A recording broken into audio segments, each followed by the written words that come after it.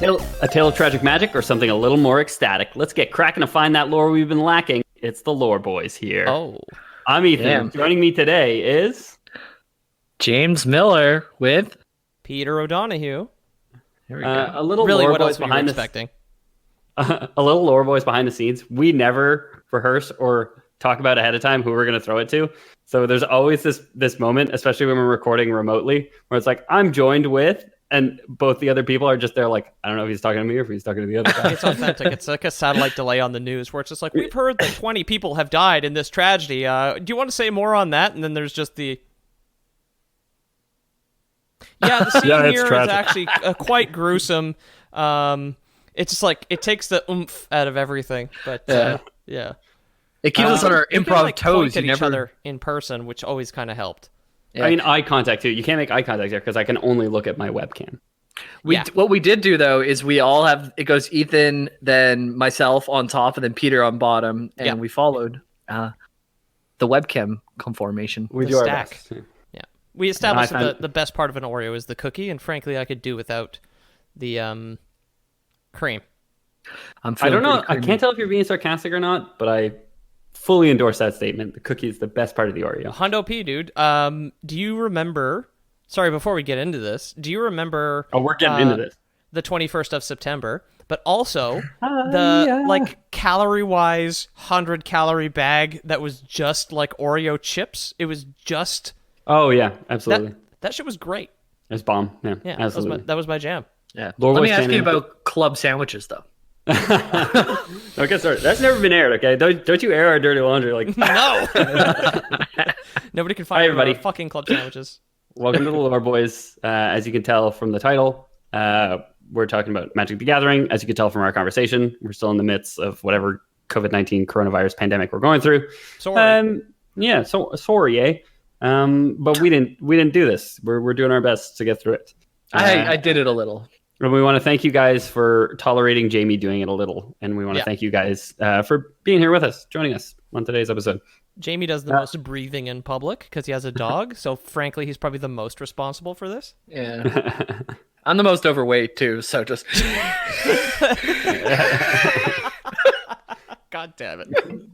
So we're talking about Magic the Gathering again. Now, Peter, would you say you're more of a Johnny, Spike, or a Melvin? Ooh. I feel like that's a trick question. I'm going to take Melvin. Okay. Very good, very good. Jamie, how about you?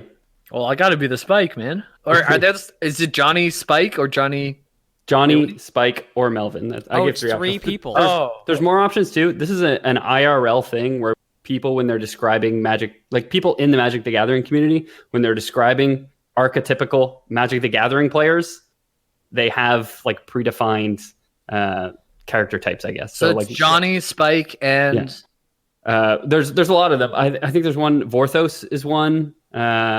Melvin is one, and Melvin's like a nerd who follows the rules too much. Johnny's like a guy. Johnny's the bad boy, you know. Spike is like chaotic evil, I think, or chaotic neutral. Yeah, that's just a fun little aside for you guys, really. Okay, I wanted to be Johnny Spike because I thought it was one person, but So I did guess I, I'll for be that Spike. matter. Okay, yeah. But chose to be Melvin. Maybe that I makes thought you it was a trick question. more Melvin than you think. Okay. I said that. I thought it was a trick question. I made that very clear. Because I thought Melvin would have been the name that somebody gave to the guy who just happened to end up as like the Giga Chad. Like you can't blame him for having blame him for having a bad name. Apologies to any Melvins who listen to the show. So I guess because this is not a true sequel. This is kind of blending of at least two of the stories that we've talked about on the show before, with possible potential for a third tie-in in the future. So who remembers anything about any of our previous Magic episodes? I remember Jessica Thrice Touched story the most. Okay. Out of all of them, about like a boy coming out of the woods, going to like an evil town and fighting in the arena, eventually getting corrupted, getting the whatever the MacGuffin was. The Mirari. Mm-hmm. Yeah. And then losing the Mirari, something about oceans flooding people. Then Jessica gets revived by the Mirari, I wanted to say, and it doesn't go as planned. But it's kind of rough, but that's great. That's more than you need to know for this episode for sure. Okay. I'd say the one thing is they came from a continent called Otaria, and the one notable thing about Otaria was that it wasn't heavily impacted by the Phyrexian invasion, which we talked about on the other episode With Urza. a little bit with Urza, the brothers' war. So we talked about Urza and his younger brother Mishra, who were born in the same year on the first day and the last day of that year. Oh, so they have bordering birthdays. Yeah, well, Saves on gifts. bordering birthdays. Yeah, Because the year rolls over at a certain point. Yeah. but different birthdays. So one older, one younger. Right. Yeah, well, I mean, that makes Almost sense. just a day under a year apart. Exactly. Got that math all figured out. Let's get to the story now. Okay, we got the calendar.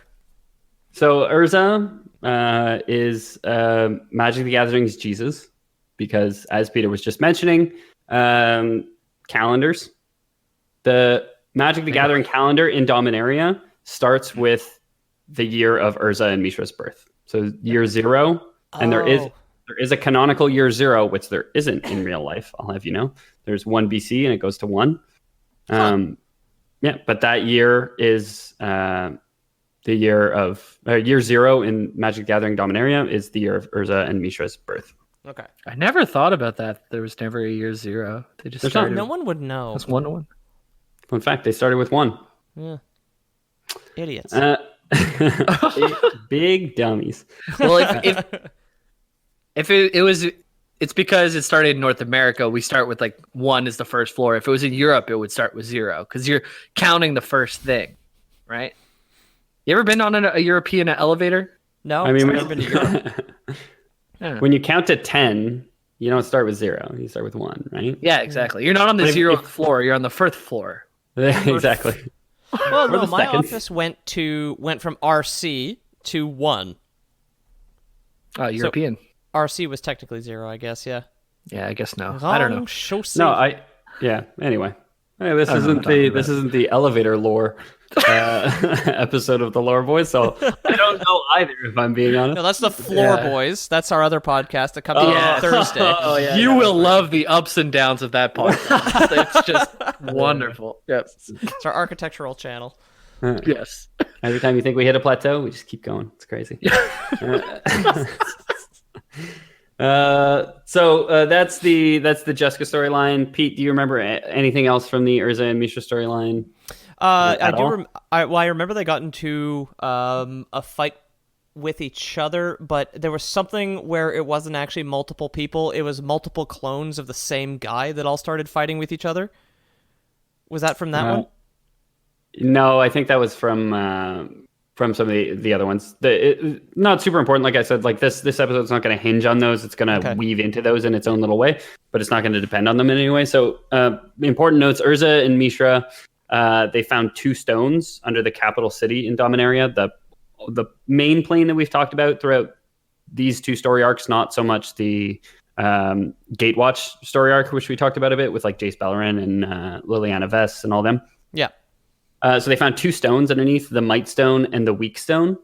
And they both went kind of mad. Mishra went much more crazy due to them. Mishra had the Might Stone, Urza had the Weak Stone, and these stones, they're like Thran artifacts, and Thran are like the ancient humans that lived in Dominaria, and they developed like insane technologies and powered machines with magic and mana, all of which that technology was kind of lost. Jamie's doing a cheers for Magic rocks. Ancient robots. ancient robots, I Oh, think. shit, Yeah, that's true, probably yeah. the right thing. Here's some ancient robots that we've drank to before, but I'll crack open a beer for it. We have to. I was already thinking about the jokes that we said on the last one rather than remembering. I was like, the strong force was the Might Stone and the weak force. We made physics jokes. Yeah. I I'm thought not it even was sure the if that's Chad true. Stone and the Virgin Stone, which probably came up at some point as well. Might have been too, both, yeah. honestly. Yeah. We're very funny. So Urza also would wage war on a plane called Phyrexia for millennia. Is this the zombie robots? Yeah, that's Yes. exactly. The Phyrexia is the Phyrexian horrors. When we say the invasion set, it's the Phyrexian invasion, Yeah. and it's the invasion of these mechanical zombies that like invaded Dominaria.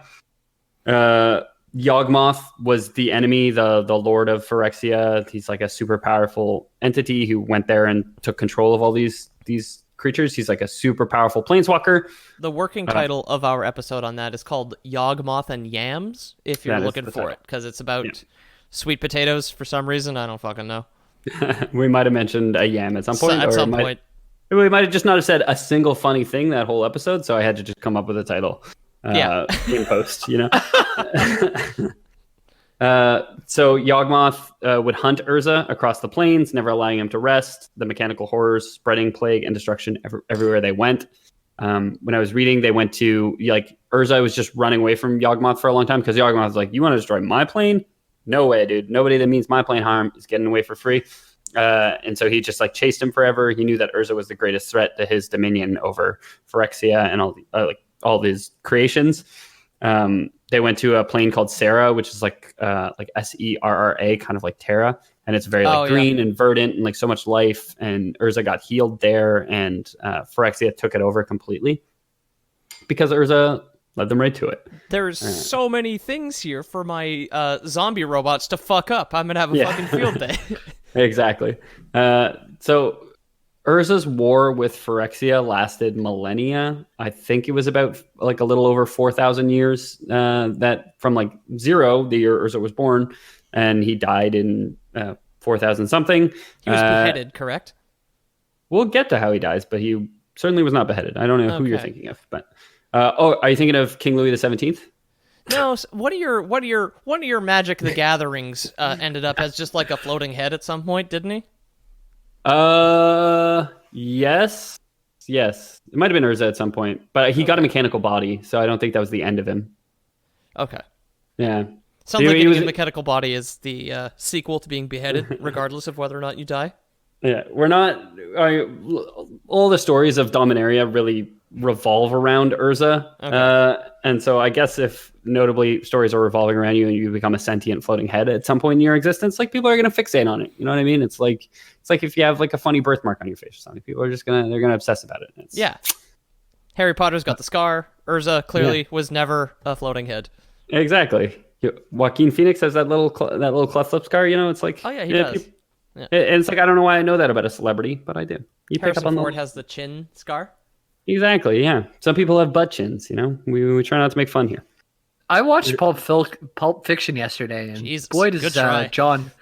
Yeah, Pulp Fiction. He has like one of those butt chins, but he's like a heroin addict, and he's got way too much meat on his bones. In the movie, he's a heroin addict, not John Travolta. I don't know that. It might be. Yeah.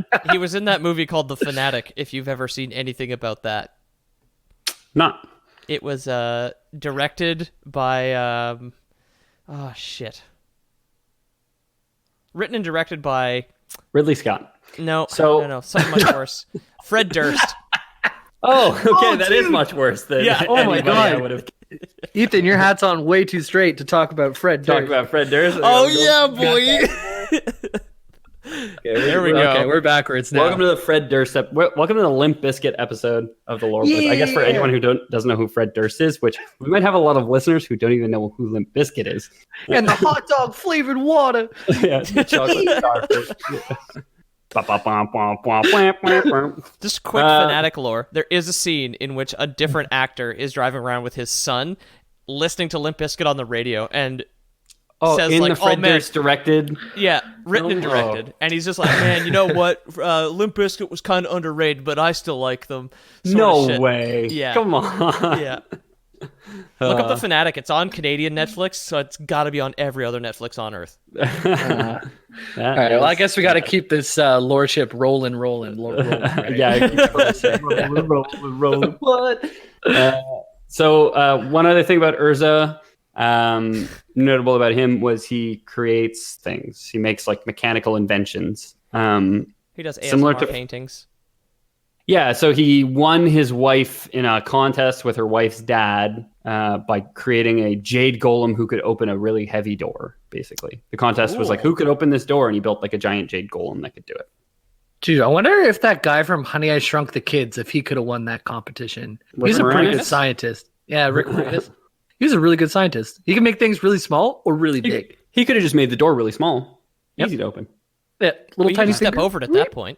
Exactly. You wouldn't need to. Why still open it? If you could step open a door, If you could step over a door, excuse me, would you not say that it's open? Shrinking a door, I was going to say, philosophical question. Is a shrunken door technically open?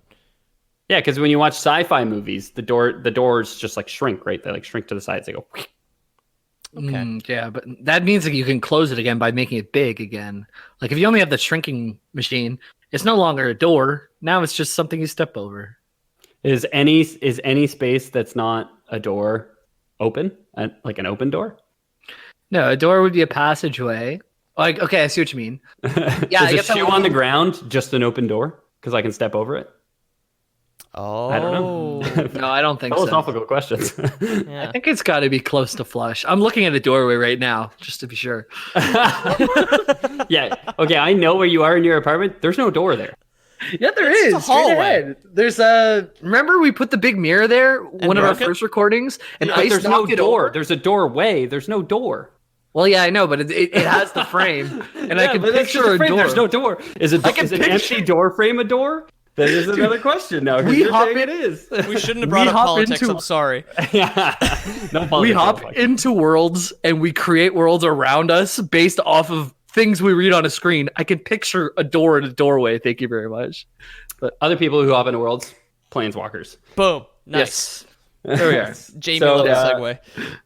So if you're a guy who's super smart, big nerd, love inventing stuff, and your home plane is kind of at risk of being invaded by metallic horrors from another dimension, what do you fixate on? Magnets. Pretty close. Oh. Jamie, you want to take a guess? Hot pots to melt them down. Less close. It's Okay. time travel, of course. How So is All right. magnets? What does magnets have to do with time travel? And what aren't you telling us? there's magnets in a time machine, obviously. Okay, Is Frankly, that not there's bound to be? There's bound to be, right? Magnets. They do crazy stuff. this is how he knows there was no year zero. He went back. He got his magnets together. I just got all my magnets and all my crystals in my tub. And, that's like a throwback to our actual Urza episode, probably, because it was like episode 16 or something like that. Oh, so long ago. God, we're old. So if you guys will remember, the Phyrexians are spawned from a group of Dominarians who had to live under the city near all this like ancient technology that just oozed radiation and just Oh, made them yes. super sick. Right. Yawgmoth then said, like, hey, come to my plane of existence and everything will be hunky-dory. And everything wasn't hunky-dory. He turned them into Phyrexian horrors. Yes. But that was kind of the Got 'em. shtick. He's like, we got free healthcare in Phyrexia, but the healthcare consisted of like chopping them up and using their meat to make meat golems. But it was Injecting necromancy, bleach. which is technically still better than some places.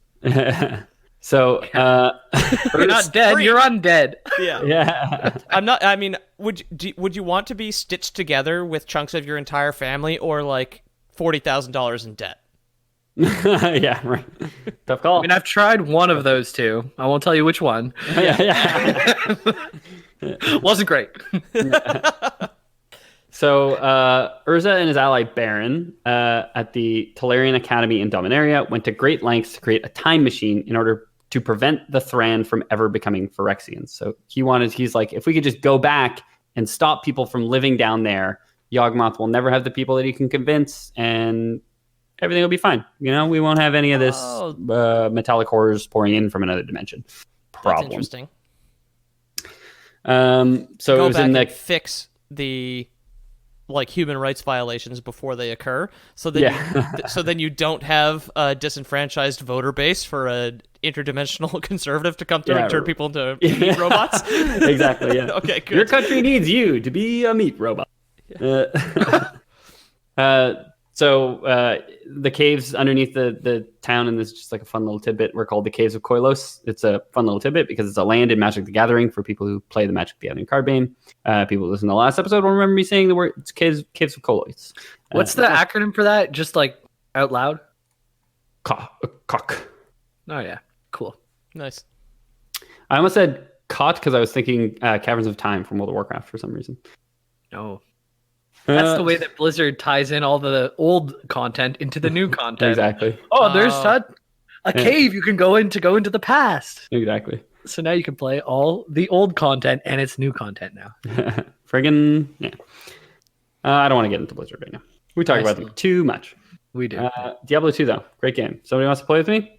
Message me on Discord. I'm running hardcore right now. Since our last episode, I've raised and killed 2 Diablo characters. Hardcore characters, yeah. I'm on my 3rd. Ethan's still on his 1st, but You're I'm like only a 7 racehorse levels breeder. Jesus. Yeah. Okay, so Urza and he has a friend named Baron, Barin. They want to make time travel happen. They go to this place called the Tolarian Academy in Dominaria, which was an academy Urza put together to bring together all the best and brightest of Dominaria. Anime girls. Yeah, straight up to like fight. It's like a wizard school. It's Hogwarts. It's anime like magic girl school. Okay, good. It is whatever you want it to be. But Urza brought them all together to fight the Phyrexian threat. So he was like, we know this is going to come at some point in the future. We know it's potentially a threat. So we're going to just train up all their best and brightest minds to be good planeswalkers. Good, not necessarily planeswalkers, but magickers, people who can fight off the Phyrexians. So they're trying to make a time travel machine. But unfortunately, every chicken they send through their time travel machine would have its flesh melted and become horribly disfigured and die. So they can't get it to work. They're using chickens as their like Soviet apes, basically, that they launched through time. That's fully a Lore Boys canon, but yes, they're using chickens to send through. What are they again? The COC? The COK. The COK, which is the cock, which is the male chickens that they're sending through. Yeah. Okay. They put their cock into a time machine. So they even would try sending metal chickens through, like brass chickens and iron chickens. They'd all break down, rusting to dust as they travel the time machine. This is where the Lore Boys canon kind of falls because they weren't actually sending chickens through, but Lore Boys canon, they were sending chickens through. Whatever they were sending through, anything would break down once they put it into the time stream. Okay. So iron and brass doesn't work, but they want to keep trying things. Eventually, they do find one metal which would not rust: pure silver. Well, naturally, that's the ultimate anti-magic metal. Yeah, exactly. Why didn't just like start with that? It kills werewolves because they wanted to kill some brass chickens. What's your problem, Pete? Huh? That's very fine. Well, you on team brass chicken over here, huh? I'm just saying. Are they just taking those wind things off the people's roofs that have north, weather vanes? Weather vanes. Yeah, they're going through town. What you call it? Wind things. I don't know what they are. I'm like in the dead of night, just like Urza and Baron, like with like this like cart full of weather vanes, just like pushing through the streets of Dominaria, like spilling out of the sides. Yeah, silver one, a copper one. So they realize that pure silver can survive time travel uniquely, I suppose. So they grab a heartstone from a dead Phyrexian spy. Which I didn't get into, but it's a woman named Xancha was like an advisor to Urza, and she turned out to be a spy. She ends up dying. They grab her heartstone because she was Phyrexian, so she was powered by one of these mana stones that powers constructs. It's like their reactor, basically? Yeah, exactly. It's just a magic stone. The might stone and the weak stone were just like very efficient reactors that they found in the ground, basically. Okay. The Might Stone and the Weak Stone, I've said it before, are cards in game. They just let you tap for colorless mana. Xancha is a character in the game. She's like Xancha double agent, I think. Okay. You play her. When you play her from your hand, you give her to another player. So you play it onto the battlefield and it instantly goes to somebody else's battlefield. And she has the rules text that says she can attack her owner, so the person who owns the card. So she can attack you or any planeswalkers you control. And anybody can activate her ability, which deals damage to the person who controls her and lets the person who activated it draw a card. What activates the ability? Is it just using... It's mana. So it's 3 mana of any color, and you can activate her ability. So what you do is you put her down on your battlefield. She instantly goes to someone else's battlefield. And then she's there. She can't attack you. So...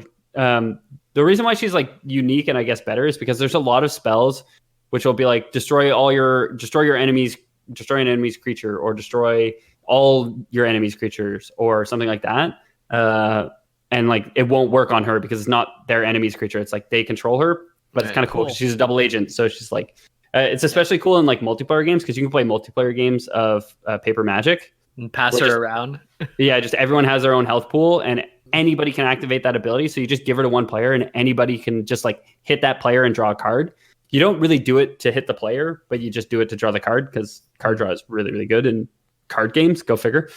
I was picturing in like Hearthstone how I'd use that. It's like if someone had a Sylvanas on the field and I already had a 5/5 out, you put her down and then kill both of your targets. So then now she has the like it's all about passing her to the person in front of you, I guess. Exactly. Right? Yeah. Well, it's like when we talked about Jessica, we talked about Phage, who can like kill a person as soon as she does damage, or if it enters your battlefield from any method. So if you could get Phage's text added to Xancha's, you could just instantly make a player lose the game because you just play it onto somebody else's battlefield essentially. Right. Magic is deep, man. It's cool, but I do not have the money to get into it. I feel like nobody really has the money to get into it. They're all lying to themselves. I can get rid of my other things I'm lying about myself to bring in magic. Exactly. Couldn't we all? So they grabbed the Hearthstone out of this woman's Xancha, or this automaton Xancha, who had been spying on Urza for some time, and a large person's worth of pure silver. They create their construct, an automaton. Make their silver chicken to send to the future, and then back to the past. Their giant silver chicken, yeah. They create an automaton capable of traveling time and saving down an area. Right? Just send it back in time, solve all the problems. Episode over. Easy peasy, right? Yeah.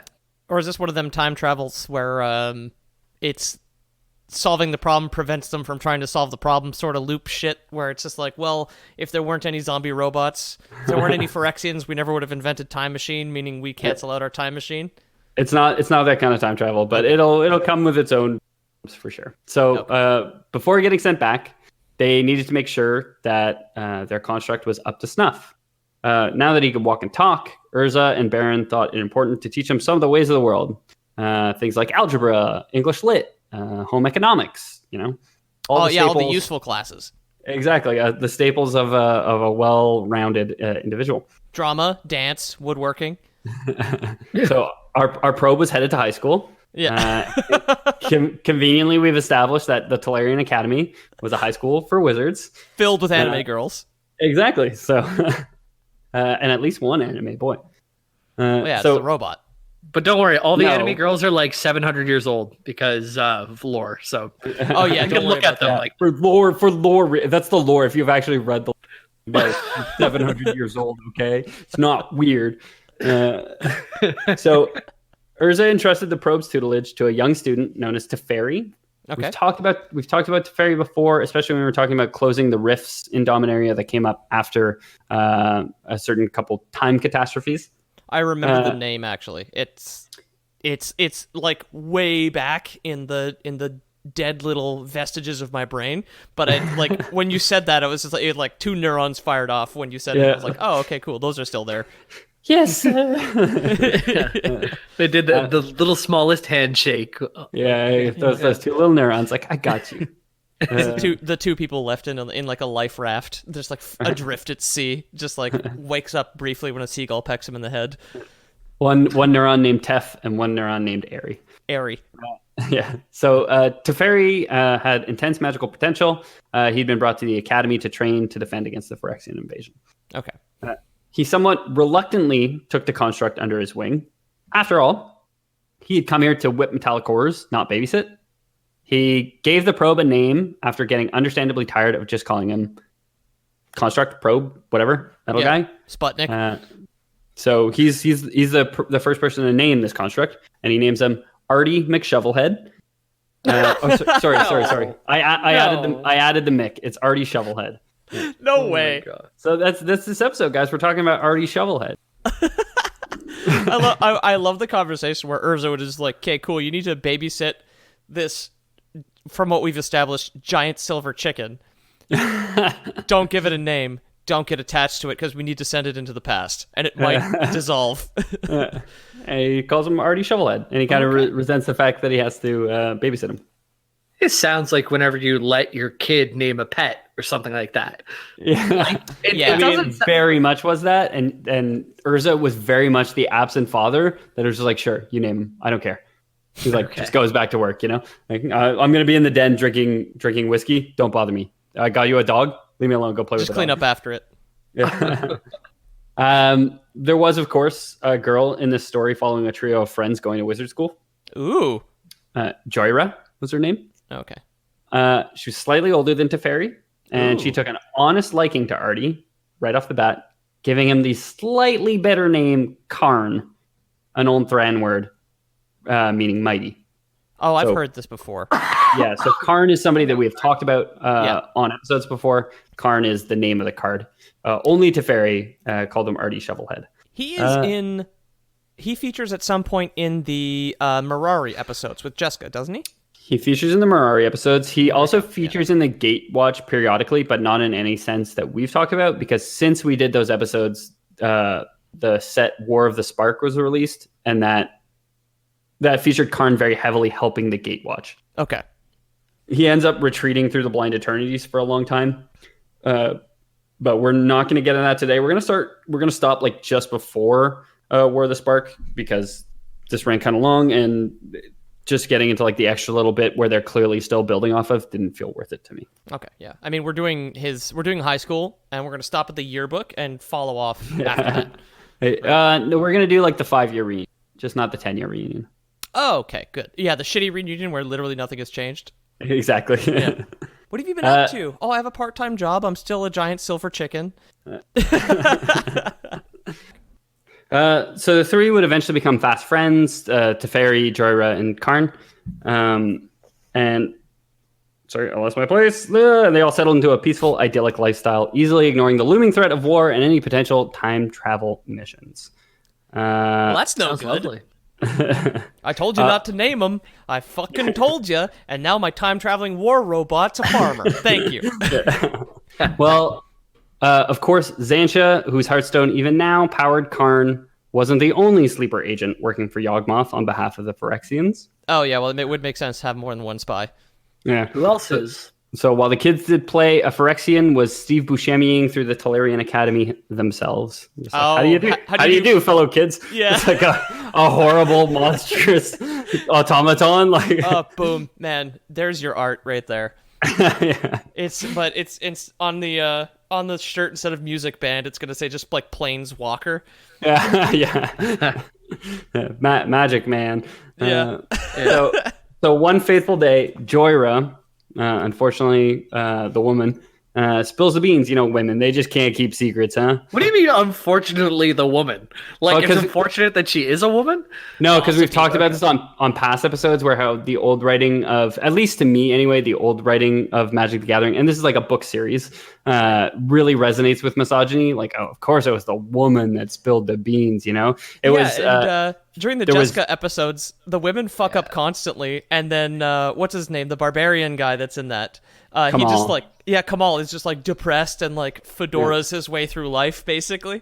Well, he like, there's one point where it's like 3 of the most powerful women on the planet when Jessica is phage at this point. Yeah. There's like a demi-goddess and another super powerful woman, like an angel of devastation. And Kamal just shows up. He's like, oh no, I killed all 3 women. And then they become Corona, the false goddess. Anyway. So that's why I say unfortunately, because it's like, oh, the woman had to be the one to spill the beans. Women just can't keep a secret, eh? Thank God we had that episode 6 months ago and not a month ago, because the Corona jokes were way longer than that. That was I wasn't on some of those episodes. It was in Mexico. It was when I was in Mexico. It was last summer. It wasn't that long ago, Peter. It was last summer. 6, 7, 8 months ago. Time flies when you're home alone all the time. Yeah, right? Yeah. So Joyra would spill the beans to this young spy named Carrick, that the plan was to send Karn back in time to stop the Phyrexians before it even happened, so they could probably all relax and stop studying so hard, right? Like, were they just like joshing, or do they have like a romantic thing where he's just like, yes, tell me your secrets, and like leans sideways and part of his face slides off and then he readjusts? Yeah. Because he's obviously like a meat robot. Yeah. He goes to readjust and his hand falls off and he puts his hand back on really quickly. Yeah, it's like Weekend at Bernie's, but it's the parts of his body that he's constantly trying to readjust. Let's say both. Let's say they fucked and also that. Okay, cool. So his penis discreetly fell off at some point. Yeah, exactly. And that is a thing from my homeland. It is a courting ritual that we do back home. Do you not do this here? I do love the idea that Phyrexians are just French people. No, keep those horrible monsters out of our plane. Thank you very much. Smelly, drink wine. They smoke cigarettes out of long straws. Yeah. How do you do, fellow kids? So this up-and-coming Carrick immediately took the news back to Yawgmoth, who knew one thing. If you're facing a time-traveling enemy, there's no time to waste. Phyrexia... Hey. Thank you.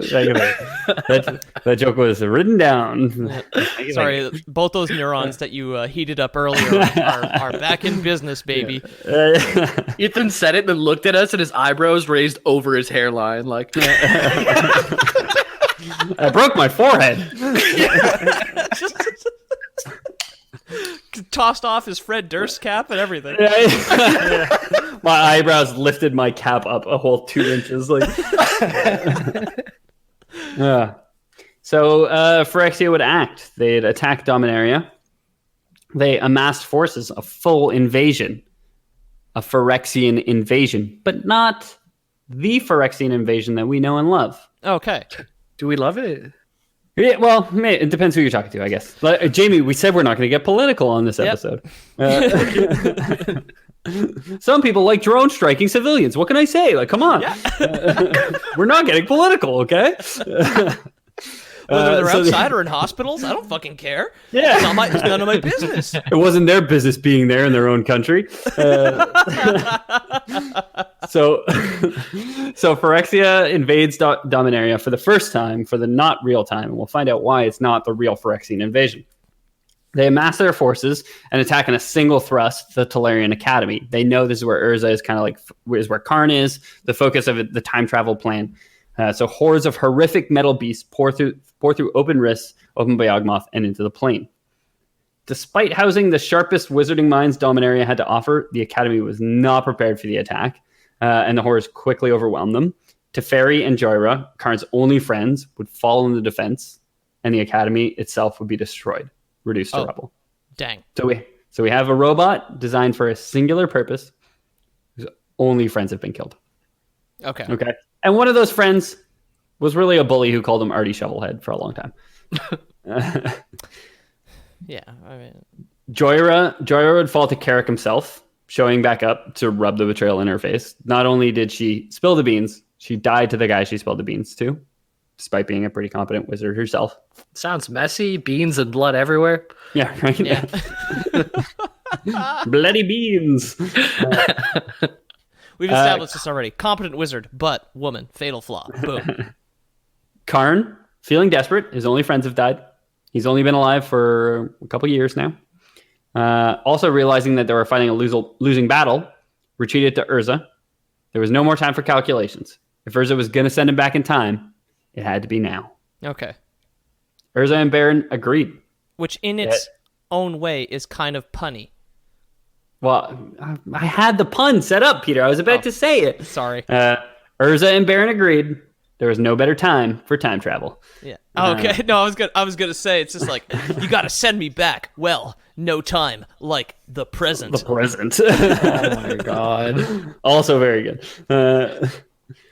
So they activate the time machine that they had, strapping our hero Artie Shovelface in and sending him spiraling back to only a few days before all this happened, before the secret was out. So the plan was send him back, tell Joyra, hey, you remember that super top secret plan that we were working on? Maybe don't go fucking spill the beans to your boyfriend. It's going to be messy when he comes back to kill you and there's beans of blood everywhere. You're going to feel real stupid about it, okay? Covered in beans at your funeral. God damn it. You've seen egg on your face. Now imagine beans on your face, okay? Oh, yeah. I would love just to continue on with like the joke of men versus women in the Magic the Gathering writing of it's just like, okay, you gotta go this mouthy bitch, you gotta go back, you either gotta convince her to keep her mouth shut or you gotta kill her. I understand she's your best friend, but you gotta do it. Yeah, it's gotta be one of the two. We know she's not gonna be able to keep a secret. She's a woman. Come on. Yeah, it's impossible. Just gotta kill her. So the time machine. I love how he's going back in time now to stop something from a zombie robot agent. It's just like, okay, you're gonna see him. Honestly, hindsight 2020 seems obvious that the guy with the rotting skin and the metal skeleton was the double agent. Yeah, right. Yeah. Just like this horrible apparition, like literally a scarecrow with a human's face like sewed onto it. Like stretched over. Yeah. So the time machine, upon arrival, showed that messing with the fundamental laws of the universe is no trivial affair. With a great shudder and heave, the time machine arrived, but quickly deteriorated. It suffered catastrophic failure, creating what was known as the temporal disaster, destroying the Talarian Academy and killing hundreds of students and teachers. Oops. Yeah, right? So like, oh, I gotta save the Academy. You gotta send me back in time, boss. Like, you know what? You know what, kid? You're ready. You're going back. And just like upon arrival, just like detonates like a neutron bomb and just destroys the entire Academy. We gotta kill everybody 4 days earlier to make sure it's not the robots that do it. So, if anyone's gonna kill my people, it's gonna be me. Damn it! That's Urza right before sending Karn back in time. But the explosion made it so he couldn't go back in time and do the explosion. So we know that it's timelines, right? Exactly. Yeah. It's not. It's not that cyclical. There's no paradoxes in time travel in Magic the Gathering. It just splits off. Kept her mouth shut because she was atomized. So yeah, presumably that's a success. Yeah. I like how you say atomized too, because there's like Adam and Eve, and then atomized is like the first male is the thing that destroyed her, but like there's kind of a double joke there, I thought. Yeah, that's totally what I was going for. That's a stretch, Jamie. You're trying to hit the word count more than anything right now. Thanks for explaining my joke, James. Atomized, destroyed by men, and also turned into atoms. Yeah. Get it? On my 4,000 word paper. Yeah. Get it? Question mark? Circle question mark? Yeah. The circle question mark counts as a word, right, Professor? So Teferi and Joyra, Karn's only friends, were within the Academy at the time. Yep. So not only did he not save them, he actually changed the timeline, so he killed them. They were lost to Karn once more. Depressed, Karn left Teleria and puttered around with Urza and Baron for a time, venturing about on their ship, the Weatherlight, to deal with incoming threats to Dominaria. So he's like Teleria, the Talarian Academy is ruined, but Phyrexia didn't invade. So that's why I say this wasn't the Phyrexian invasion, because he did change the timeline. Nobody gave them the information, Yawgmoth the information that he had to invade now, or otherwise, like once you have time travel, it's like there was like a really old meme or internet image that floated around for a long time. It was a guy with a sign that said, "What do we want? Time travel. When do we want it? It's irrelevant." Right. Okay. Because once you've unlocked the secrets of time travel, it's irrelevant. So if Yawgmoth knew, he would act instantly, right? There's no better time than the present, as Peter said. Oh, thanks. You're welcome. So Karn is back with Urza, with Baron, and they're just like doing the day-to-day subduing of the Phyrexians, rooting out spies, stopping minor incursions, fighting off double agents. They don't trust anyone, living their lives. They weren't willing to risk sending Karn on time-traveling ventures after seeing the devastation at the Academy. They said, wow, that really did a number on Dominaria. They didn't consider just doing it outside once just to see? Well, because it created something called the temporal disaster, which spawned a bunch of rifts all over Dominaria, which is something that I think we've at least mentioned it on other episodes. I don't know if I've ever properly gotten into all the rifts that get spawned, but it could take. Jessica was known because she gives up her spark at the end of it all to close a rift. So these temporal rifts, these magic rifts, are like serious business, and he ended up spawning a bunch, and that's what destroyed Teleria. Okay. So that's kind of fucked up that stuff happens, The way we left that was that only a planeswalker's spark could close one of these rifts.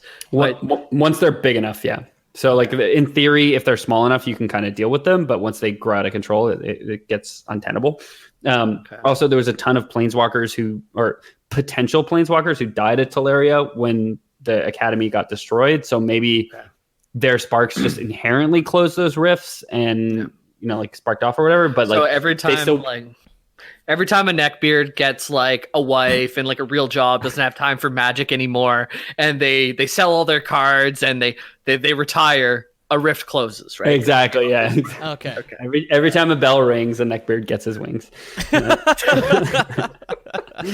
So 20 years would pass from the devastation. I said 5-year reunion. I actually probably meant 20-year reunion, because 20 years would pass with them traveling the plane, shutting rifts, and righting the damage the disaster caused. But they did eventually accept that the Tolarian Academy itself may have been a good idea. Having a place for like all the best and brightest minds come and to train them up, because they still knew that Phyrexia was a threat. Karn had seen it himself. Like, Karn saw the invasion. He's the one who traveled in time, right? Yeah. So if sending Karn time traveling strapped to a nuke wasn't itself a good idea, that was. So they decide to do it. Dynamite next time. Yeah. A little bit more modest. Yeah, that's it. We'll work our way up back to the neutron bomb. Yeah. So they return to the site. They decide to build it on the site of the old Tolarian Academy, and they set to work clearing rubble. Much to all of their surprise and Karn's delight, they find Joyra trapped in the rubble. She had survived 20 years trapped underneath it. Oh. So, early on after the disaster, Joyra had managed to clear herself some space where she was trapped. So she was like in the basement at the time, fighting the basement Phyrexians. And they're the worst. The whole thing collapsed on top of her, but she's in like a room and she has like some space. And she finds a pool of water collecting in one corner. Jamie, what is the first thing you did the last time you were trapped under a huge building's worth of rubble? Establish a pee corner, and you just start peeing right away, because you gotta have a corner. Yeah. Okay, not what I was thinking. Peter, how about you? I had a different answer. I was going to check if the water was potable, but honestly, establishing just a waste corner in general is a really good fucking idea. Okay, well you're both wrong, because it's not determined a waste corner and it's pronounced potable. But Joyra, if you can drink it, then you put it in a pot, so it's potable. So the first thing Joyra did was see if the water was potable, and the way she did that was that was half right. That's a half point. By drinking it. If it's not potable, she's got to find that waste corner quick. Yeah, right. Oh yeah. So that's why I get that first. Yeah. Yeah. All right. Pee corners turn into the puke corner. We can establish a pee corner later. All right. You know what? I'm on board. I think she should have probably done her pee corner first, but maybe she did, and it just didn't mention it. Kind of like how you never see characters in movies go to the bathroom. It's just like it's assumed they do, but we don't need to see it. So that's true. Yeah. I watched Pulp Fiction. It's assumed she found the pee corner, but we don't need to mention it because it's obvious. Right. So she finds this pool of water in the corner, and she decides to drink it. Turns out, was it magic sludge? It was magic sludge. Basically, the water had been affected by the temporal rifts, which had destroyed the academy. The water had become changed, and drinking it would change Joyra. Drinking the water slowed Joyra's aging progress to a near standstill. I'm sorry, I really struggled with that sentence. It's progress. So You're right. It's magic coma water. Yeah, exactly. A coma doesn't really make your age stand still, but it puts you out for 20 years. Yeah. I really like the fact that we're still carrying on the kind of weirder aspects of Magic the Gathering, where it's like, yeah, sure, she was going to spill the beans, but thankfully, after a man fucked everything up, she stayed young and hot, thanks to Matt. Yeah. I mean, you're not wrong. I mean, if they found her and she was over 30, they probably would have just fucking left her there. Yeah, put the rock back on to where they just undug her. We'll let this play out. So basically, she becomes immune to aging. She's going to be young and hot forever, Pete. Fuck yeah, dude. With the two reunited, Joyra had another surprise for Karn. Teferi had remained alive as well, though he was trapped in an actual temporal bubble all this time. So he's in like the last thing he saw was the Tolarian Academy crumbling above him, and he like put himself in a bubble, and he's still there, like constantly scared. Well, he's still young and hot too, though, right? He's still young and hot because he actually hasn't aged at all. Joyra has just aged at like a fraction of the speed. Okay, but she's been alive and conscious throughout the whole thing. Teferi is like the real. There. Yeah, Teferi's like the real Weekend at Bernie's at this point, where they can kind of like dress him up in weird shirts, and he's just like stuck there, like. Oh, okay, yeah. She's been using him as like a drying rack for laundry for like the past 30 years. Yeah. So the two work together. They managed to free him from the bubble. I don't know how you pop a temporal bubble, but they managed to do it. Does he age all at once in that instance if you like let the air come in, or no, he doesn't. He doesn't because he specifically is like devastated that he lost friends in that time, and he Teferi, it's noted that he goes into like a depression because he's like, I lost 20 years. Like where I was and like everybody I knew is 20 years older now, and I'm still here, the same thing kind of thing.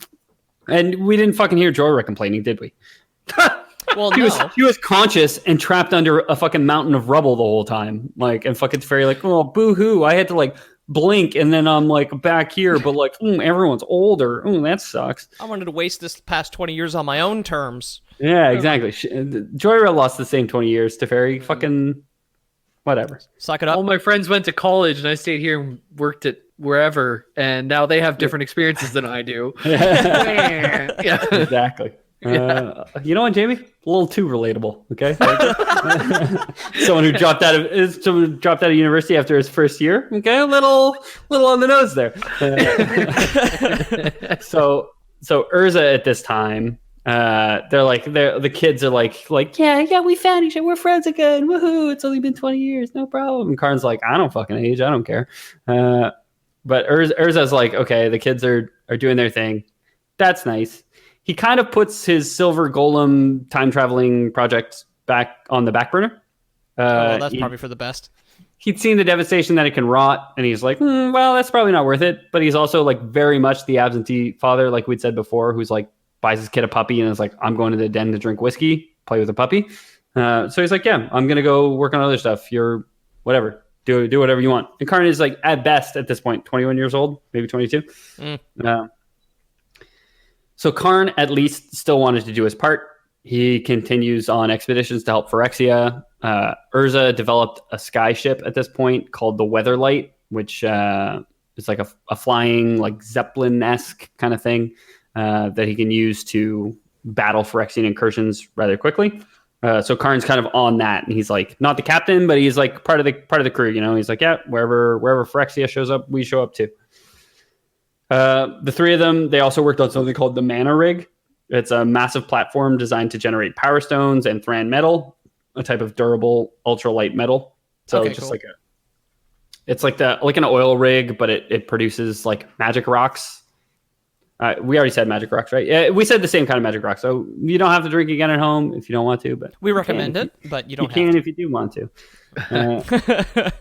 And the stuff called Thran metal, which is just like I don't know, Damascus steel. You know, like it's an ancient technology that's been lost. It's the coolest metal that we forgot how to make or some shit.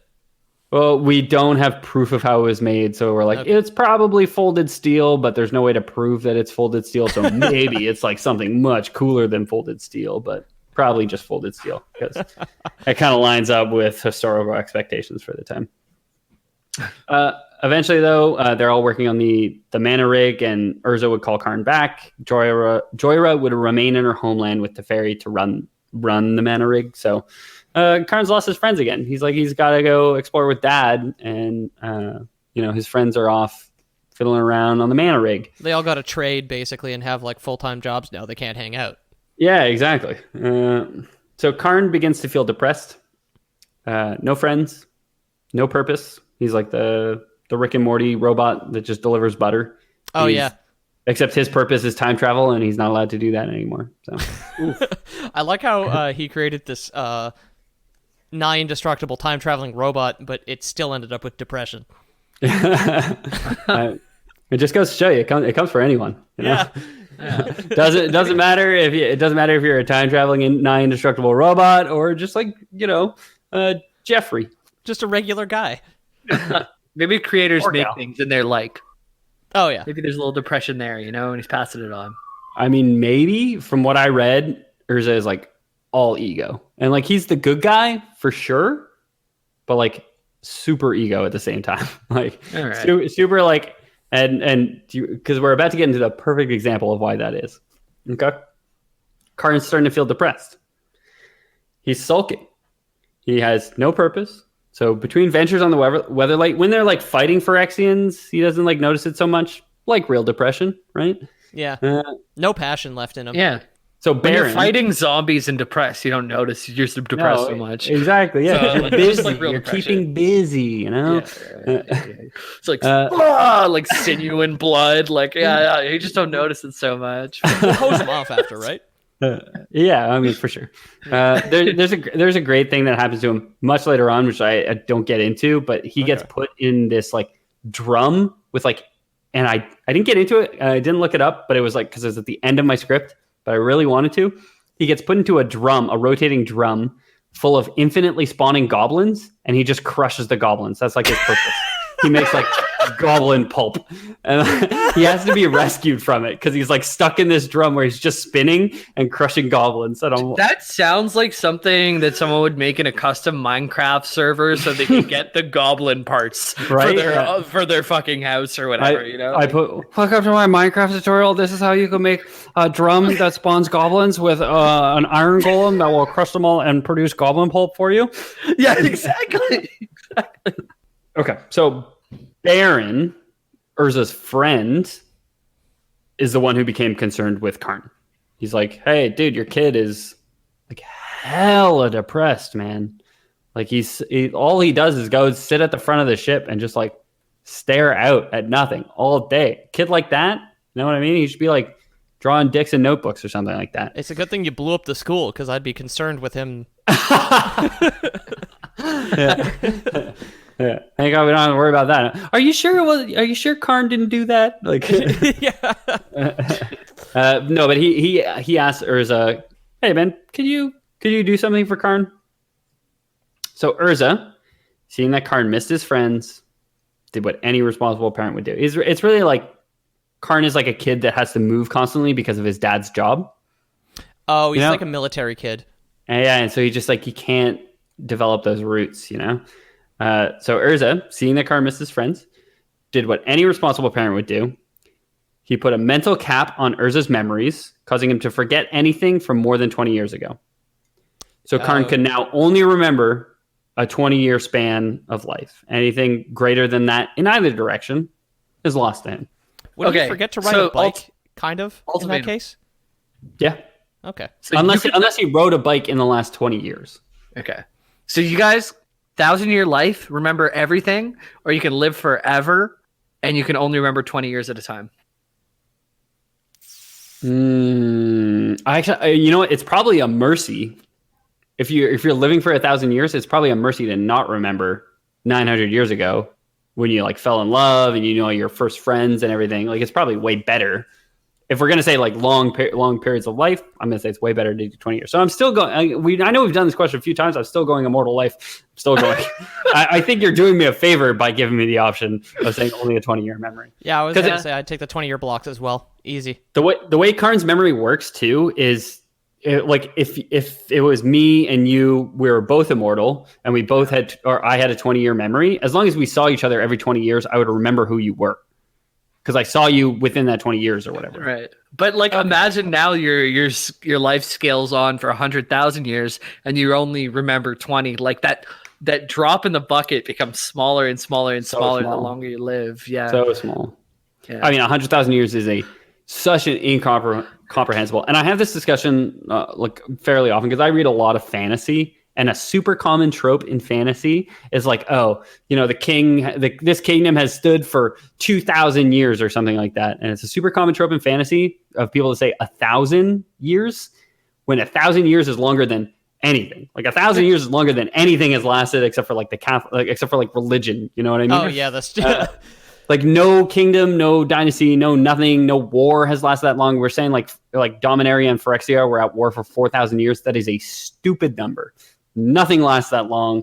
Like, you know how much technology changes in that much time? It doesn't make any sense. About 100,000 years? That's like half, like the Egyptian civilization, the Babylonian civilization, cradle of life was like 10, 12,000 years ago. Yeah. Like it's 10 times that. Like, it's crazy. Yeah, evolution. I have to show you. I keep evolving. You wouldn't even keep evolving. People would evolve past you. Yeah. But you wouldn't evolve because you're outside the reproductive loop. I have to show you how my dog's sitting because it's not normal. Can you tell which part's her head? Oh yeah, she's right side up. I can see. It's dumb. I can see. Weird. She's sideways. She's rotated 90 degrees. Somebody rotated that dog 90 degrees. She's like sleeping because like with the camera angle, it's not great, but she's like sleeping almost like this, you know? Yeah, fully 90 degrees. Fully 90 degrees. Yeah. If she was On an if she was incline. on a wall, or if that chair tipped over to the side, she would look just as normal. Yeah, exactly. She's sleeping like she normally does, husky ball on the ground, but like 90 degrees on the back of a chair. So her side is there, and she's just perpendicular to the ground. Anyways, So the Yes. reason why we asked the 100,000 year question is because Karn could only remember 20 years. So there was one thing that Karn never wished to forget, and every night he would hold a picture of Joyra and repeat the mantra, "Joyra is my friend." Aw. oh, that's cute. So he would go to bed every single night because he's like, "Dad, I miss my friends." And his dad was like, "Well, I'm gonna fucking make you forget your friends, then, you little whatever." And he was like, "Shut up, Dad! I don't want to forget my friend Joyra." And he just every night he would look at a picture of her and he would say like, "Joyra is my friend." Every night, by the way, you two, I go, Ethan is my friend. Peter is my friend. Good night. And I fall asleep. Oh shit, dude! Are you capable of living 100,000 years, but you have a limited 20-year memory? Did you blow up my No, school? no. Yeah. I definitely have a shorter memory than normal. Like, I don't remember the beginning of the episode, but I don't live that long. So Urza then decided that all the junk he'd collected over the years, kind of including Karn, what he'd call the legacy, and this is what he called himself. So this is why I was saying, like, he's definitely the good guy, but there's definitely some ego in there because, like, all his inventions, he's like, this is the legacy, not my legacy. This is capital THE legacy. Like, Okay. this is the legacy. And nobody decided to tell him, it's like, Urza, you can get rid of these newspapers. They're technically only good once. Well, maybe twice if you count the one that was there on the day you were born, but you were born in year 0, so I don't know if the newspaper was running then. There Yeah, is no year 0. There is In now. this world, there In this is, world, there James. is. Frick. Frick. So he's like, I got this assortment of inventions. I have a son, kind of. He's a robot, but I guess you could kind of call him my son. Invention, son, haven't really decided yet. Depends on how I'm feeling. Well, yeah, I have a legacy and I have a son/invention. What am I going to do? I'm going to decide that these inventions need a more human component leading them. Like I said earlier, Urza was kind of like a very robotic himself at a lot of points. He became like one of the most powerful planeswalkers alive and swapped out most of his body parts for robot parts. His eyes at some point become the might stone and the weak stone. He just like puts them in his eyes and they're like nuclear reactors in his head. So he's like, you know what? Then he got that tumor. I'm a robot. I'm not fit to lead robots. You know what I'm going to do? I'm going to interfere in human bloodlines to create the perfect hero. So that's what he does. He takes a brief stint in eugenics. Oh, no. It's really like good guy with an asterisk at this point. But he does produce at least one good person. So the culmination of this project is the Capashen bloodline, or Capashen. It was put under Karn's care. So he's like, I created this perfect bloodline of humans. You look after him. And he like fucks off again. And here's my second family. Deal with it. Yeah. Could you imagine you got like a deadbeat dad who leaves, starts a second family, and then is like, no, I'm gonna ditch these guys too. Can you look after them? You're kind of your own stepbrother and stepfather to these people. I mean, watched pretty that much. movie. Pornhub.com. Pornhubcats.com. Oh, yeah, exactly. Not anymore. But. Yeah. $17 So- well spent. Who cares? Karn has purpose once more. He's protecting the Weatherlight's newest deccan, Gerard Capashen or Capashen.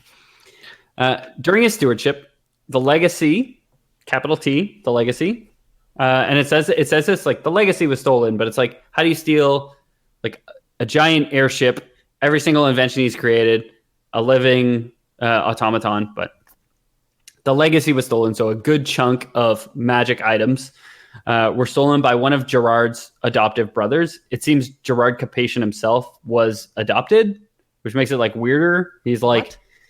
Karn's because Karn was put in charge of him, and I guess his parents died, and then he got adopted by a human family because Karn can't be the head of a family because he's an automaton and whatever. He didn't That's become kind of dad. prejudice. Like unfit to parent because you don't have a beating heart and can travel through time or some shit. What? Because you were never a kid and don't understand the difficulties of puberty, you can't be a parent? Come on, that can't be real. So during his stewardship, the legacy was stolen. Karn's like, well, you fucking lost the legacy, kid. I guess I'll go get it back. In the process of fighting with the thief, he would accidentally kill an innocent bystander. Karn's a wizard. He's not a planeswalker. So he can cast magic, but he can't travel with planes, basically. Okay, he's a wizard robot. Yeah. Okay. So he accidentally kills an innocent bystander while casting his magic. And something called the touchstone would touch him and freeze him in place in time. Kind of like Teferi, but just not in a bubble, just himself. The bubble is Karn, if you will. Okay. He's eventually rescued again by the captain of the Weatherlight, Sisei.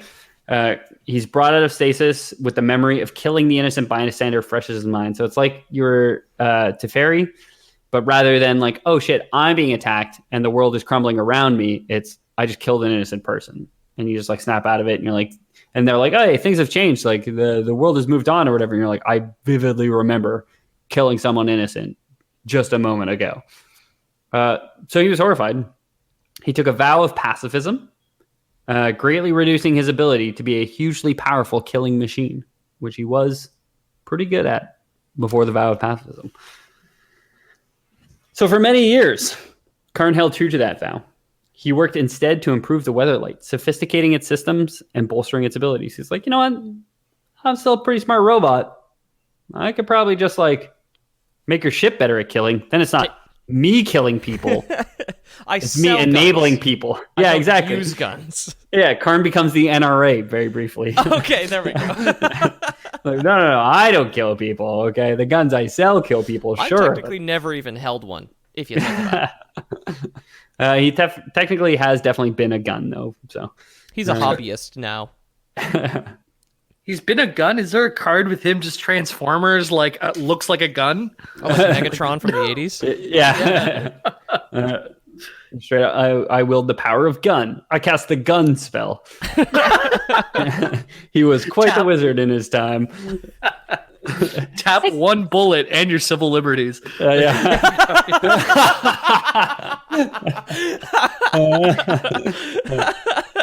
Yeah, because you need to tap. You need to tap two amendments to get your second amendment, and then you can cast a gun. Wingardium Leviosa. M5 full automatic, bitch. So, of course, eventually he'd realize the true invasion would come. So Phyrexia does invade. That's true. Phyrexian invasion is a thing. It was a set. It was 2 sets at least. When the invasion, capital I, would come, Karn would be conflicted. He'd realize that in order to protect the people he cared about, he'd have to do what is necessary. To do what is necessary, you can't have some wussy-ass vow of pacifism in the middle of a war, you know? Take this airship to the nearest school. I've got something to take care of. He can only blow up inside schools. Yeah. Somebody get me to a neutron bomb. I got a school to take care of. So the dog just tried to get up from her like sideways up position and just fell right the fuck over. I'm sorry, guys. I'm talking about my dog too much. It's very entertaining to me. It's very cute. I just feel like we can see it, but the listeners at home can't see it. Dog fell over. Very cute. For listeners at home, dog fell over. Very cute. So he's kind of like, he's conflicted. He's like, oh, Phyrexia is invading. I want to fight, but I took a vow of pacifism. And he's like standing there and he's like, there's one of like the main figures from the Phyrexian invasion is standing there facing him. And he's like, oh, I could kill you, but I'm not going to do it. Blah, blah, blah. He's just standing there getting wailed on, but he's made out of pure silver. So it's not so easy to wail on him. And eventually someone just like hits him in the head with like a pickaxe. And so before he can come to grips with the moral conundrum, he takes a whack to the Chrome Dome, which would undo the memory limit that Urza had placed on him. It was a werewolf tipped spear. Yeah, exactly. The only thing capable of being pure silver. Gets through his defenses and just like implants memories of being a werewolf, and then also his old real memories in his brain. Yeah. So memories of fighting alongside Jorah and Teferi against the Phyrexians the first time, which, like, again, he's the only one who remembers the first time that Phyrexia invaded, which when I say first, it's not really first because it never really happened. Yeah, because he's the only one who did the full loop. He's the only one who broke the time stream. So he's the only one who's seen the might of Phyrexia invading before Phyrexia invaded this time. So it breaks the limiter. He remembers that. And he's like, oh, no, wait. To kill these guys, you have to hit them. And then he's like, just hits the guy like 4 times, like, ba, ba, ba, ba, ba. And like, I think Gerard is there as well. Gerard Capetian, the subject of Urza's eugenics program, is the main character in the Weatherlight novel series. Okay. Which like details all this in book form, I guess. The stories are from Wizards of the Coast. They come with the card sets or whatever, but Wizards of the Coast used to publish books with each release. So they'd get writers like R.A. Salvatore, who writes Dritz Duerden, which is a very famous series, does the same thing did the same thing for a long time for Dungeons and Dragons, which is also owned by Wizards of the Coast. To like, contextualize some of the characters or whatever. Yeah, it would just be like a notable story in the setting. So then you read the book. Yeah, exactly. To add lore, which we might be a fan of here, huh? I'm going to invest in 3 guys, and don't worry. It'll all pay off. It'll all work out in the end. Don't do it. Money because I'm out of money. Don't do it. Don't do it. Yeah. So Karn gets his memory back. He realizes, okay, Phyrexian horrors are not people, so I can kill them. No problem. Despite the willingness to... so he ends up fighting back. He ends up killing that main figure in the invasion, but it's still not his main role. He's still like much more passive than he was before. He continues to work on the Weatherlight primarily. That's like his main function is like Weatherlight technician and upgrade specialist. Okay. He eventually advances it so much that it develops its own consciousness. So the Weatherlight, the ship that they've been flying on all these years, becomes a machine, a construct, just like Karn. He'd created a soul to mirror his mirror body. To his joy, and despite the dire circumstances, does he marry Karn had finally found someone who could understand him completely. But like most happy things in Karn's life, wasn't meant to be. Oh no. The Weatherlight itself would be destroyed in one of the final battles against Yawgmoth, marking one more tragedy which would befall him. Oh. So the Weatherlight was like, I got I know I've only been a ship for 2 days now, but I got Yawgmoth, the most powerful evil sorcerer in existence, and just like flew at him, tried to kill him, tried to kamikaze him, and it didn't work. But Karn has to watch another one of his friends die, even though he's watched his 2 best friends die twice now. And they're still his 2 best friends and alive. So starts to fuck with a guy after a certain amount of time, right? Yeah, especially because his dad doesn't want to talk to him, and then he had to like sire or take care of his adoptive step family and shit. It's just like at least he got a puppy, right? In Ethan's metaphor. At least he got a puppy. No, he is the puppy in Ethan's metaphor. Teferi was actually the kid who got the puppy. Oh, sorry. Yeah, okay, because he got to name it Artie Shovelface.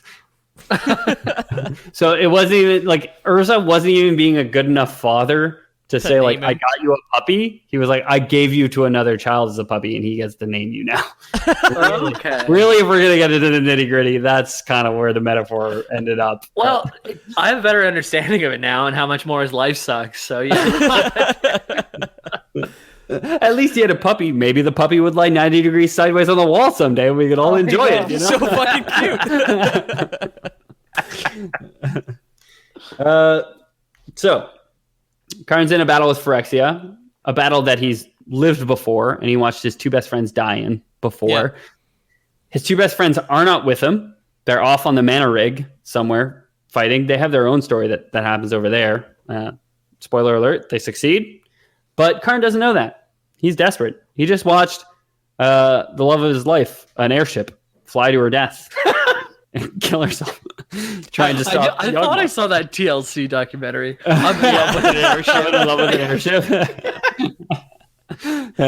Urza, I just want you to know that I'm in love with the airship. And things have gotten sexual. just like now you sympathize with the father, who's just exactly. just like pitching the bridge of his nose. You're just like, well, okay, that would be hard to relate to when you're a kid, Yeah, but if you didn't spend so much time in the whiskey room, maybe you wouldn't have grown sexually attracted to you. Maybe they wouldn't have developed that relationship. Yeah, I think Karn needs therapy more than anything. Yeah. Karn doesn't need friends who live. Karn needs therapy. Karn, more like Carnival, like crazy out there. Carnival cruise airship. Yeah. So they're battling Yawgmoth. That's where the Weatherlight dies. It's the climactic battle of the Phyrexian invasion. Karn, out of people to go to, goes to Urza and Gerard. The person he was Gerard. I've switched back and forth between those names, but assume they're the same thing. Jared. Jared. He reunites with Urza, the absentee father, and Jared from Subway. I'll let you fill in the blanks. So they realize the situation is dire. Gerard, what do you do? You look at Urza. You say you're 99% mechanical at this point. You offer him a 6-inch for $5. Yeah, whatever it is. It's a foot long. It's a 12-inch, my guy. Oh, okay. Sorry. $5 foot long. $5 foot Cut long. myself short. Yeah. You give him a bad deal. Jared only offered me 6 inches. So Gerard takes Urza's eyes, the Might Stone and the Weak Stone, places them inside of Karn, who's notoriously good at building bombs. Karn unleashes a devastating blast of white energy, destroying Yawgmoth and the entirety of the Phyrexian invasion. Okay, so good. He puts an end to it. He explodes in whiteness and kills every Phyrexian and Yawgmoth.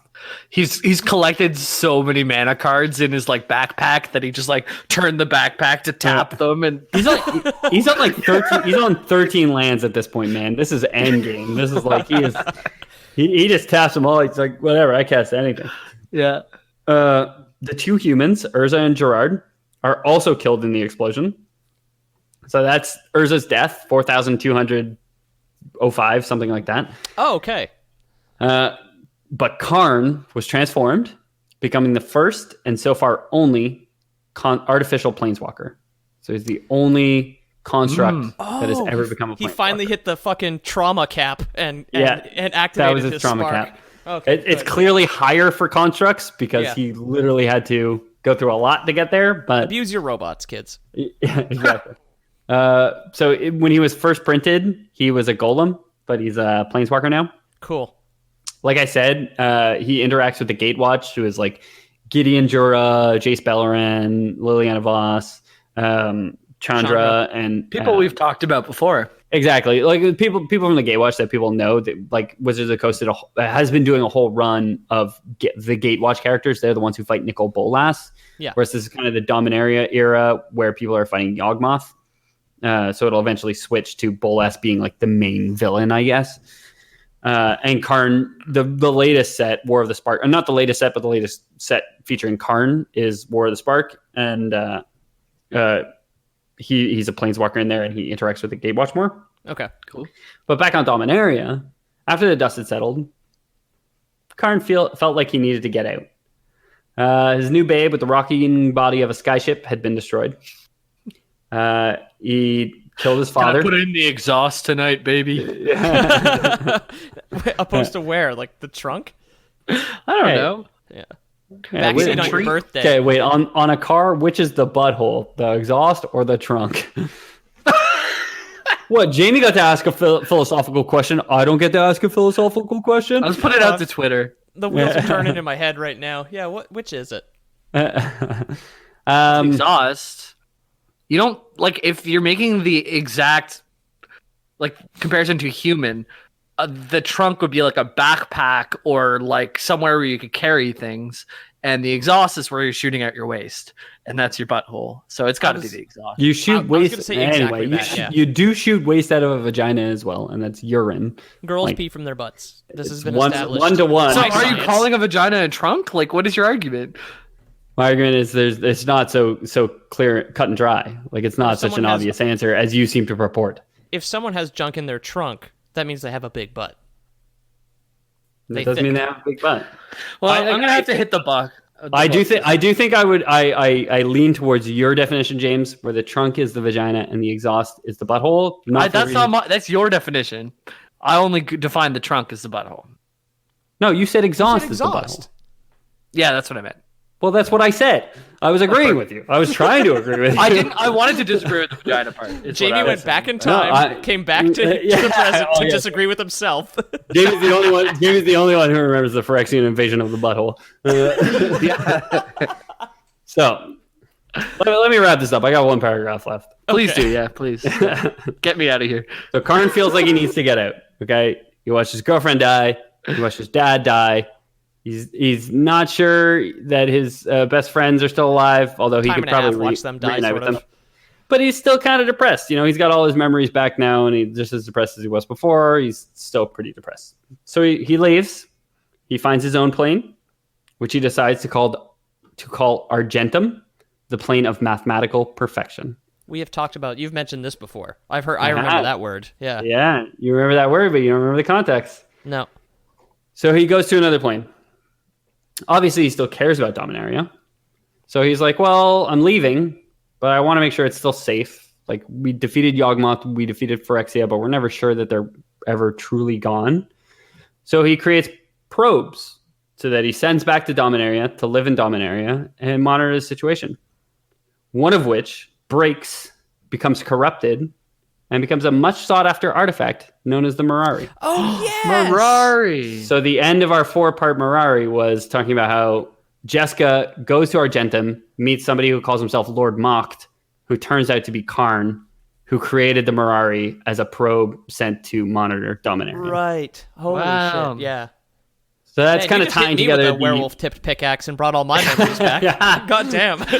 He sent the free Google Home, and god damn did everyone want to pick it up and let them know what was going on at home. So that kind of ties together the Brothers War arc, which was our first arc, and then the Jessica arc, which was our third arc of the Magic the Gathering arcs that we've done. We did Super Friends in the middle there. Awesome. That was a good job, Ethan. Yeah. Tied it all together. It was good fun. If you guys like the episode, do let us know. I'm available on Twitter at Ethan the Deadman. We have a Discord. It's somewhere at loreboys.com or probably in the description of the episode somewhere. Or usually go to loreboys.com and in the About section, you can find it. If you're looking for a definite way to find it, loreboys.com About is there, right? Yeah. Or just like go on D2, look for a US East server called Loreboys and ask me, because that's happened to me. So far, somebody came into my room called Lore Boys and was like, "Hey, dude, do you like Diablo 2 lore?" I was like, "I sure do." And he was like, "Cool, I got a Facebook page dedicated entirely to Diablo 2 lore." It was the Biblioteca of Blizzard.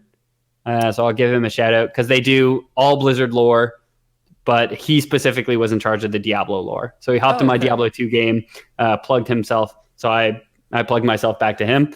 So that's a good way that you can find the Discord if you really want to. Yeah, if you're playing Diablo 2 on the US East servers, check out Lore Boys when you're trying to join a game, or join I'm Gay. I like to make it that because people have to type it to join me. Yeah. And I can also make people uncomfortable by asking them questions when we're in game, because I'm completely comfortable with my own sexuality, but a lot of people aren't. So it's fun to mess with them that especially way. Gamers. Yeah, especially gamers, because they got a lot of fucking rising left to do, let me tell you. Oh yeah. So Lore Boys, Borloys, or I'm Gay. And we use Borloys when Lore Boys, because if you create a server and you need to remake, it'll say like Lore Boys is already a server, so we make it Lore Boys. Play D2 with us. So hardcore characters. You can only join us if you're hardcore. Mm-hmm. And Peter, where can we find you on the internet? At Pete O'Donohue on Twitter, and at Lore Boys Podcast on Instagram, and theloreboys.com. And I guess old Jambo, you want to plug yourself here before we plug ourselves? Twitch.com/TV Boys. Okay, never mind. Okay, well, it was my mistake. James just had a stroke on air. Okay, go ahead, beat your turn. Mine again. We're going full circle, or we're going like one way and then back. Yeah. We're doing a round robin. We've gotten a couple of people who have messaged us in regards to this, and then just today, like an hour before recording, somebody messaged us on Instagram asking about Lore Boys merch. At this time, there is no official cashola, unless you want to go to our Patreon, patreon.com/theloreboys. But I'm going to be setting up in the near future on theloreboys.com a make your own merch page for just with transparent PNGs. So if you have a way to put it on a shirt or a mug or whatever, download it, do whatever you want with it. There's going to be logos and thumbnail art and Karn and Check on Texas, all that shit that we've mentioned in the past. It's all going to be there. And then maybe after the epidemic, we're going to look into some way to actually sell it to people. But for the moment, first things first is basically an arts and crafts section, your own fruit roll-up of the Lore Boys, where you can punch out the shape of the thing that you want. You gotta send that to me so I can upload it into Animal Crossing, so then I can put out the code for Animal Crossing Lore Boy stuff. I just realized that it's a real thing we could do, and we should. Okay, yeah. Explain that to me in detail afterwards. Yes. Okay. Yeah. Yeah, Pete, I have half a mind to pay you to produce two things, check in on, or don't mess with Texas, check in on Texas shirt, Finger because pistols. you've been saying it for a while and it hasn't happened yet, and I'm like, I just want to pay him to make it happen, because I might wear a shirt that says that. So this episode was brought to you by the Lore Boys, but it was also brought to you by Triple the Cheese on Discord and Patreon. He requested we do more Magic the Gathering lore, pick up on the Mirari. I didn't keep going on the Mirari, who turns into a creature called the Memnarch. I kind of wanted to get there, but I wanted to lay the base work for Karn, so maybe someday we'll do that. But Karn's name backwards is Narc. Is that it's Narak, but pretty close. Oh, frick. Frick backwards is Narc. I mean, yeah, frick backwards is frick. So Triple the Cheese, thank you so much for your support. Anybody else who wants to give us a suggestion, Discord is definitely the best way to do it, but we also take emails. So loreboyspodcast@gmail.com or contact@loreboys.com. Either of those will get through to us. And thank you guys for listening. It means the world to us. Anybody who wants to support us, patreon.com/theloreboys is the CAD or USD or EUR way to do it. If you don't trust them and you want Lore Boys bucks, there's only one way to get Lore Boys bucks, and that's Lore Boys Prime. Oh, yeah. Of course, you'll get Lore Boys bucks, but you will be contractually obligated to give those Lore Boys bucks right back to us, or write all our future episodes. Yeah, or become a Lore Boy yourself. There's no way to tell, So in preparation for having you guys become Lore Boys yourselves, or girls, lore folk, although once you take the werewolf tipped pickaxe to the brain, you do become a Lore Boy. Whether or not, however you identify, you do become a Lore Boy. It's not Lore Boy isn't a gender; it's a way of life. So we're offering werewolf tip pickaxes to all our listeners. You can use it to restore memories to your artificial constructs, or you can use it to turn into a Lore Boy. It's however you best feel to use it. You can also just use it like a normal pickaxe and hit rocks. That is true. Yeah. It will turn the pickaxes into dumb guys who want to start a podcast, though. So yes. Keep that in mind before you go swinging it away in a mine shaft. And we want to hear from you guys. So send us $32.29 a month, and we will send you guys a werewolf tip pickaxe. And we want to see the most top 5 creative uses for the werewolf tip pickaxe. We gave you guys 2 already. We want to see more creative than that. Maybe you can develop into a boomerang or something creative. That's really what we want to say. We want to get feedback from you guys. You can post it in the Discord. We'll put it on our YouTube channel. Do something with your werewolf tip pickaxe. And I guess for now, at least, that would constitute a Lore Boys. Lore Boys. Out.